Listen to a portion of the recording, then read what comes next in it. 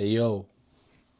Хөөш энэ Facebook 2026 оны алгоритм нь юу яадаг юм бэ шүү дээ. Амар косметик арга хэмжээ авдаг юм шүү дээ. Яадаг гэхэлэр миний Facebook хаагдсан байсан шүү дээ. Suspend болоод 2025 оны 12 сарын 20 одоо бараг сар болох ч байна уу? 2 хоногийн дараа сар болох ч байна. Тэгээд миний Facebook хаагдсан байсан. Би эхнэрийн Facebook дээр хэд хэдэн пэйж худалдаж аваад хэд хэдэн ч яг ямар ч нэг 9,000 дагагчтай пэйж худалдаж аваад орчуулагч мөнхч болгоод өөрийнхөө дугаарыг тавиад өмнөх бичлэгтэр би нэг меншигээд 200 дагагчтай пэйж байсан шүү дээ. Тэрийг дахиад нэг худалдаж авч өөртөө хувьдаа ашиглаж байсан 9,000 дагагчтай пэйж дахиад нэг юм хөгжүүлж эхлэх гэж ийсэн нэг юм цөөхөн дагагчтай пэйжүүд байсан чинь өчигдөр эхнэрийн пэйж бас асмад байсан байхгүй юу? Нөгөө намайг ашиглаад нэг юм мэдээд тэнгуутаа ягаад косметик гэдгүүг ашиглаад нэхлээр юм хэсэгчилсэн арга хэмжээ аваад өнөөдөр буцаа Facebook нээсэн.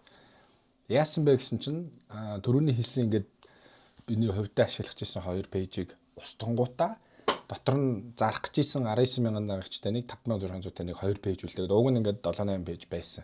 Гэтэ яг нэг олон дагагчтай биш. Нэг нь 9,000 дагагчтай байсан. Тэгээ ийм хэсэгчсэн арга хэмжээ авангуудаа компьютер дээр бас эхнэрийн Facebook байсан чинь бид нар одоо таныг ийм advanced protection буюу ийм дараагийн түвшний хамгаалтад авлаа гэдэг үгээр хуурж гэх юм уу хэсэгчилсэн арга хэмжээ авангуудаа өндөр буцаа Facebook-ийг нээчтний. Тэгээд нэг жижигхэн сайн мэдээ байгаа нь миний Facebook-ийг удахгүй сэргээж магадгүй юм шиг байна.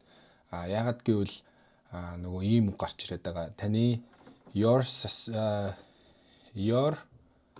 your appeal is being reviewed гэдэг нөгөө таны гаргасан давзаалт гомдол нь шалгаж байна гэх. Тэнгуүтээ утсан дээр notification энэ ирээд байгаа. Гэхдээ яг ороод харангууд нэг таны хаяг suspend болсон байна гэдэг.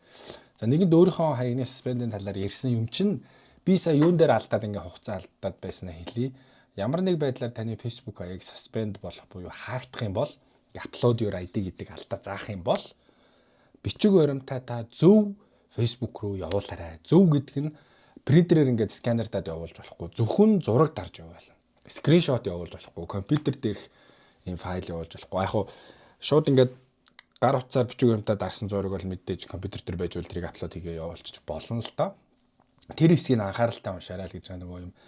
Чанарын шаардлага хангахуйц тийм бичиг баримт гэдэг байгаа байхгүй. Би өмнө гадаад пассвортаа хэд удаа илгээсэн. Тэгээд болохгүйсэн сүүлд нэг 90 өмнөхнийхээ зургийг дараа явуулсан. Чаар нэг гайгүй чеклээд байх шиг байна. Тэгээд яг энэ бичлэгээр бол Facebook ийм хэсэгчсэн арга хэмжээ аваад байна шүү. Хин нэгэн suspend би нөгөө цэнхэр дэмт эхнэрийн хаяг цэнхэр дэмттэй миний хаяг цэнхэр дэмттэй байсан.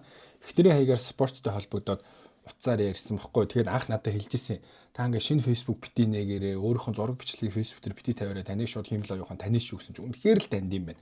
Өчигдөр шууд намаа танил яалчгүй нэг миний нэг бас нэг копи хийсэн пост нэг 700 лайк майк аваад 40 шеэр мэр хийгээд яг ингээ цаашаа явцсан юм аа нэлээ айгу. Тэгсэн чинь ингээ таньчих шиг боллоо орчуулагч мөхчин пэйж дээрээс. Тэгэл үнэхээр AI алгоритм бол супер ажилт юм байна. Таньдаг юм байна царайгаар. Тэгэл эхнэрийнхээ Facebook-оор өөрийнхөө нэр дээр пэйж нээц ашиглаж байсан чинь шууд мэдээд ингээд устгахчлаа тийм зүйл боллоо. Энэ мэдээллийг хуваалцах гэсэн юм аа. Баярлаа, баяртай. Тэгээд Facebook-ийн пэйжтэй холбоотой мэдхийг хүссэн зүйл бол комент хэсэгт үлдээгээрэй. Тэгээд дараагийн бичлэгээ тэр талаар мэдээлэл өгөх бичлэг хийж болно шүү. Баяртай. Баяртай.